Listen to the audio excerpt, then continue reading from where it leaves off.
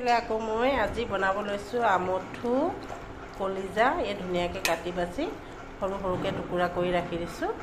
তাৰপৰা এইফালে মছলা ৰেডি কৰি ৰাখিছোঁ মই। গৰম মছলা,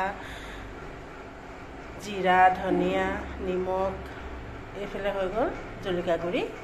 এইফালে হৈ গ'ল পিঁয়াজ, বিলাহী, আদা, নহৰু, জলকীয়া। এইফালে এনেকৈ কৰি ধুনীয়াকৈ আজি মুৰ্গী কলিজা আৰু আমঠু বনাম। এইফালে মই দি দিলোঁ পিঁয়াজ।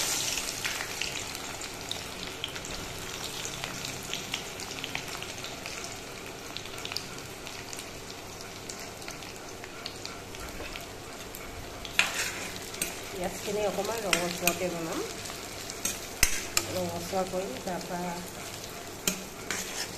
ৰঙচুৱা কৰি পিনে আদা নহৰু দি দিম, মছলাখিনি দি দিম। এইফালে মোৰ পিঁয়াজখিনি ৰঙা হৈ গ'ল, ৰঙচুৱা টাইপ হৈ গ'ল। এইফালে মই আদা নহৰু কৰি ঢালি দিলোঁ। এইফালে ভোট জলকীয়া ঢালি দিলোঁ। এইফালে উলিয়াই থোৱা মছলাখিনি ঢালি দিছোঁ।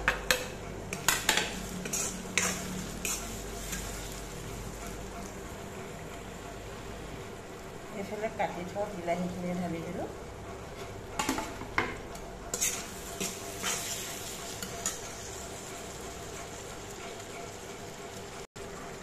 এইফালে মোৰ মছলা ৰেডি হৈ গ'ল, মছলাখিনি সিজি গ'ল।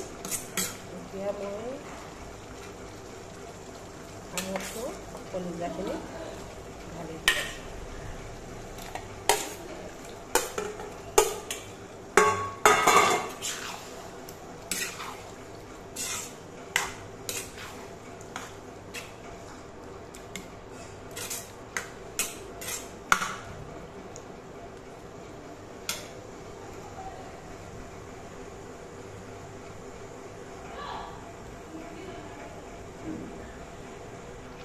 এতিয়া মই ঢাকনখন দি দিওঁ, ধুনীয়াকৈ সিজিব। এইফালে মোৰ আমঠু কলিজা ধুনীয়াকৈ হৈ গ'ল। এয়া চাওকচোন, আপোনালোকেও এনেকৈ বনাই খায়নে?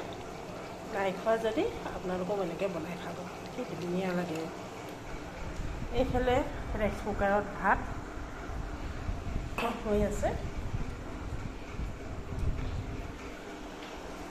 আৰু মই নাগালেণ্ডত থাকোঁ, সেইকাৰণে মোৰ মানে অসমীয়া কথা ভালকৈ স্পষ্ট নোলায়, নাগামিজে ওলায়।